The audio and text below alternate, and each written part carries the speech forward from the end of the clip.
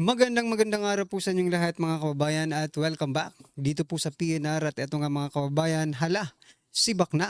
Matinding pasabog ni Senator Lacson. Yan mga kababayan, patungkol po riyan ang ating alamin at bibigyan ng komento ngayong araw na ito. Pero bago pong lahat, kung bago ka pa lang at di pa po nakapag-subscribe sa ating munting channel, please don't forget to subscribe at palike na rin po ng video ito. Maraming salamat po at eto na nga, simulan na po natin to.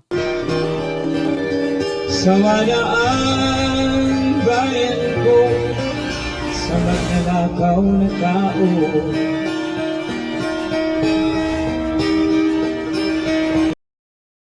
So yan mga kababayan, bago po natin muling i-play ang video ito, pasadahan po muna natin ang mga nagtitrending na mga balita dito po sa mundo ng social media.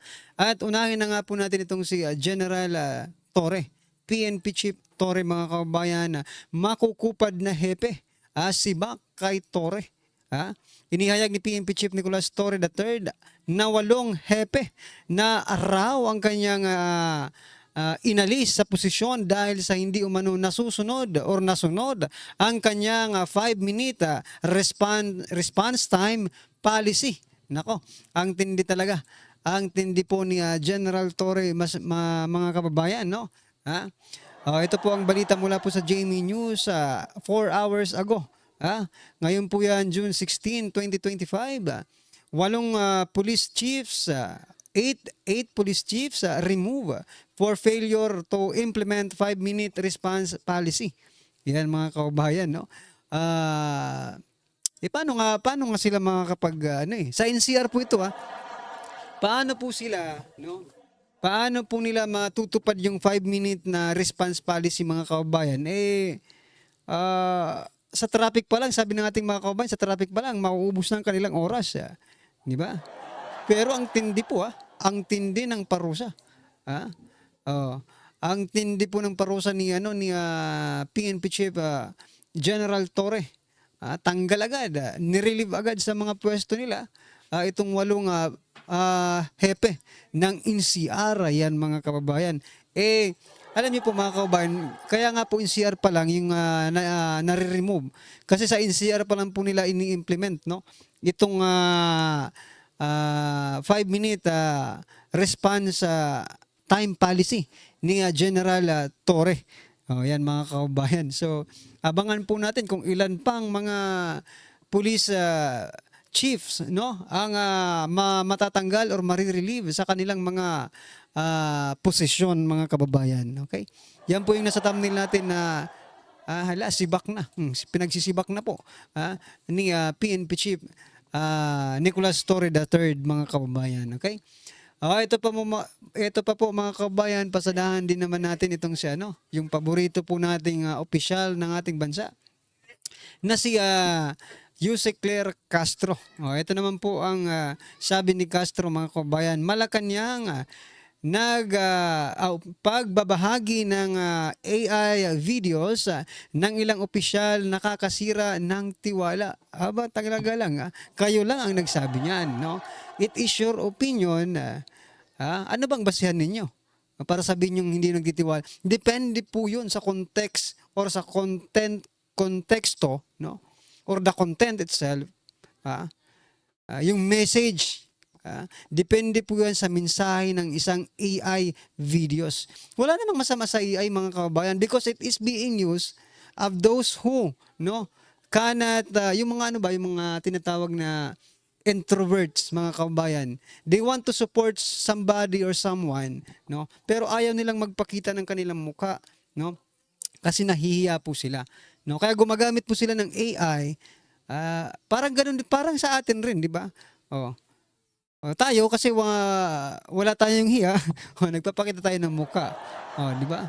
Wala kasi tayong hiya. May hiya naman tayo pero depende 'yon, di ba? What I'm trying to point out, no, totoong tao pa rin ang gumawa niyan. Hindi naman yan magkukusa na lumabas siyang video na yan. Pero ang pino-point out nga dito ni Jose Castro, no, yung mga official daw na nagbabahagi or nag-share ng mga AI videos, nakakasira daw ng tiwala. Depende 'yon. Di ba?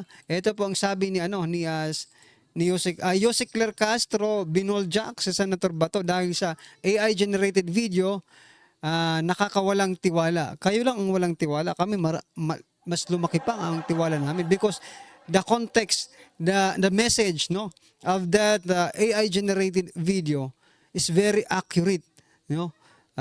Very accurate to what is happening in the real world. Hindi tulad po ninyo, di ba?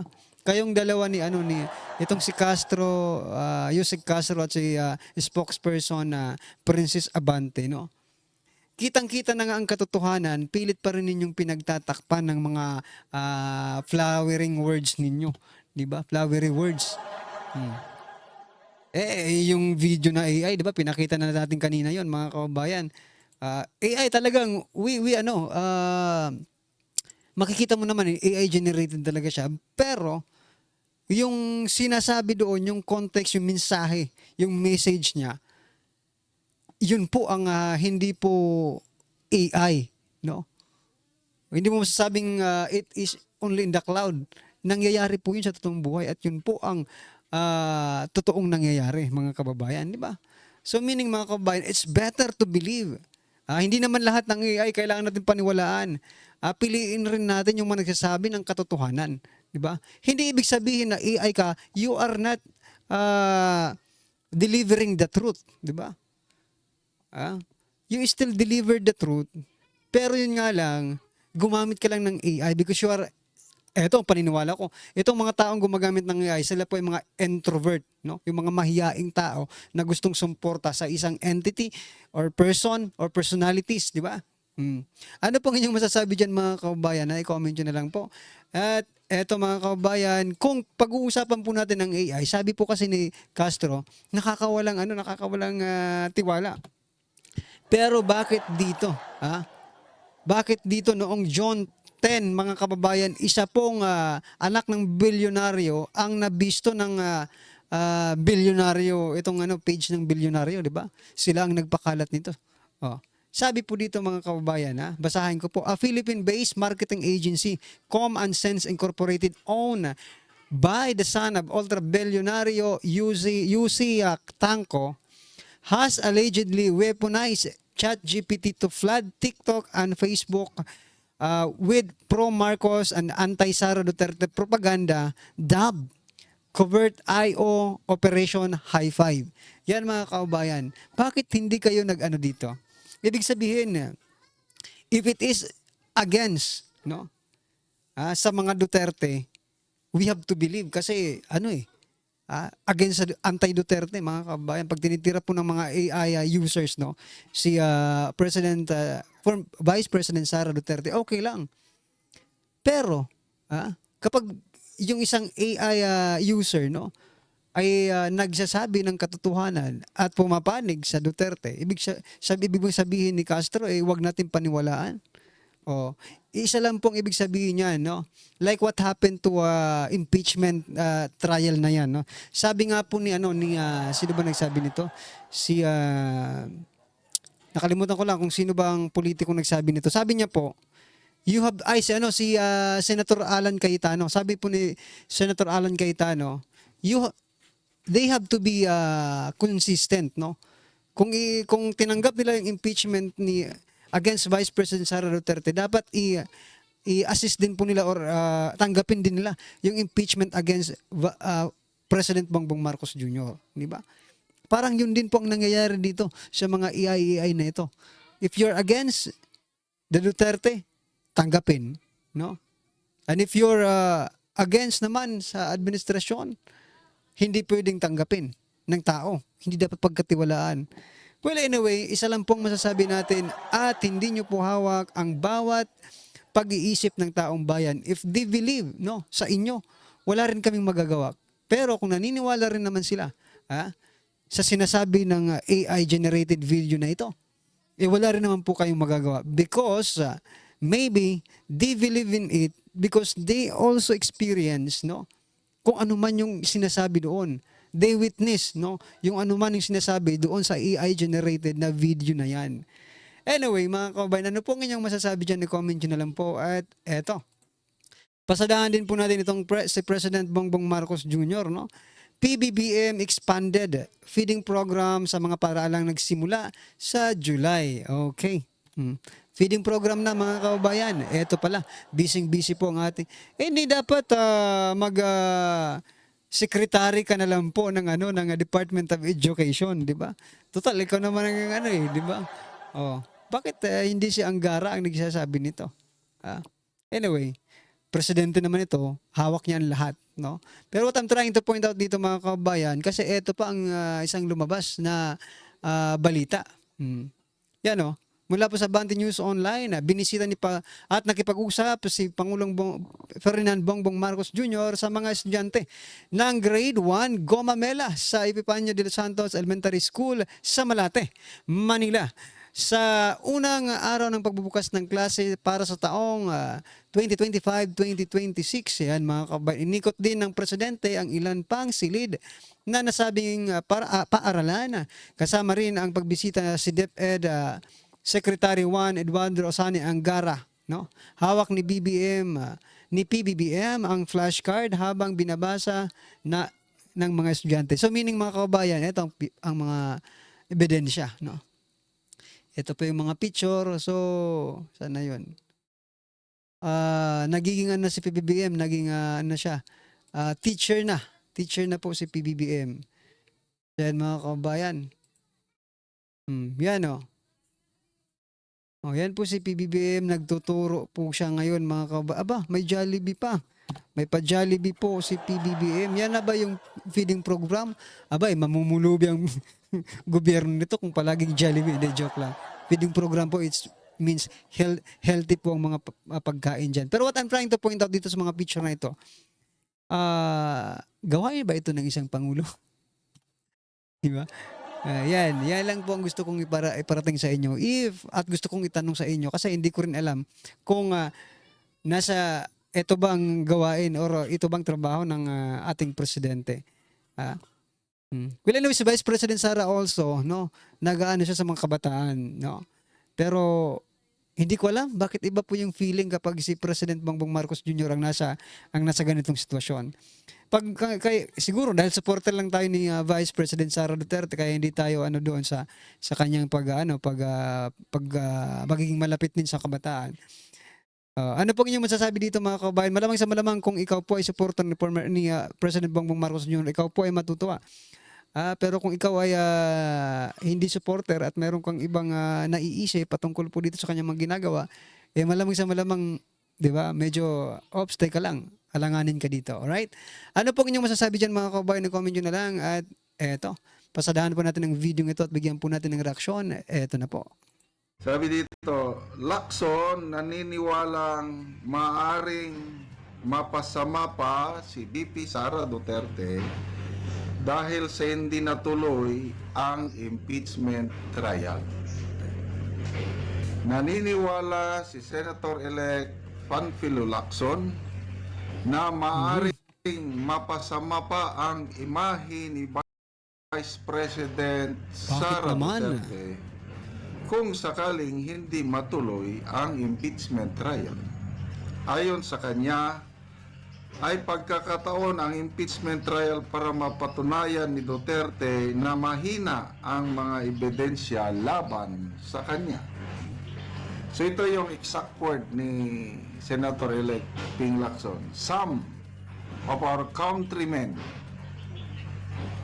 would be thinking the Vice President is guilty because the trial did not push through. Ang problema nga dito mga kababayan, hindi naman si VP Sara ang nagpasimuno, no? Para hindi matuloy itong impeachment na ito, na impeachment trial. Kaya hindi matanggap-tanggap siguro nitong mga kabilang parlor kasi mismo ang kaalyado ng ating presidente ang pumipigil, no? Para matuloy po yung impeachment trial na ito. Ang tinutukoy ko po ay si Escudero mga kababayan, no? So, lumalabas ba na pro Duterte si Lacson? Parang tinutulungan niya. May nabasa akong payag niya, parang binabatikos niya si Senator Bato. na anong klaseng judge ka? Meron bang judge na mag-motion na ma-dismiss ang kaso na naisampa sa kanya? Ganun eh. So, in short, hindi maligaya si Senator-elect Ping Lacson sa nangyari sa impeachment trial na Pero eto mga kabayan, marami pong mga senador na abogado na bumoto po doon po sa pagbabalik ng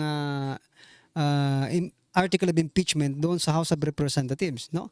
Nandiyan unang-una na ito si Escudero, si SP Escudero, isang attorney. Alan Peter Cayetano is attorney din, no? Sino pa bang attorney? Si Tolentino, attorney, di ba? Sino pa bang Loren Legarda, attorney ba si Loren Legarda, mga kababayan? Sino pa? Oh. So, may tatlong attorney. So, ibig sabihin, they know what to do, di ba?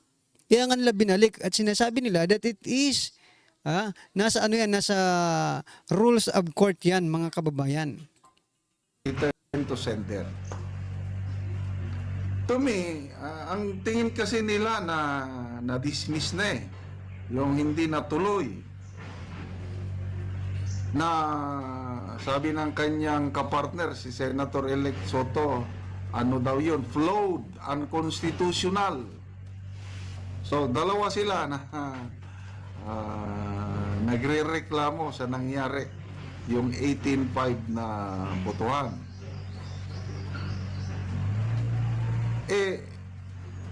Yun ang desisyon ng 18 eh.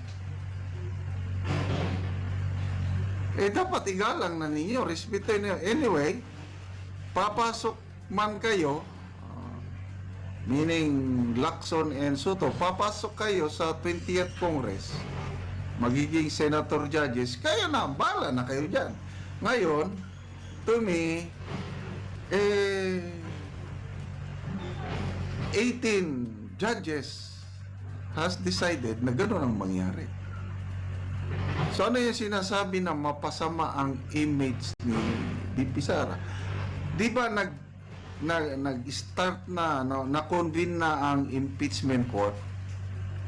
So paano masasabi na hindi matuloy ang trial? O to me, nag-start na ang trial. Sabi ni retired Supreme Court Justice Adolph Ascuna, allowed yun. Pwede yun. It's a mechanism. In a way, pinupuri pa ni Justice Ascuna yung nangyari kasi it is paving the way. Yung ibinalik para mag-certify, ganito. So yan mga kabayan, marami pong nag-comment. May nag-comment po na sabi niya po, itong si Coco Pimentel, no? Kasi attorney din ito si Coco Pimentel at itong si Dilima. Pares po silang attorney. Also Jokno is attorney, mga kabayan.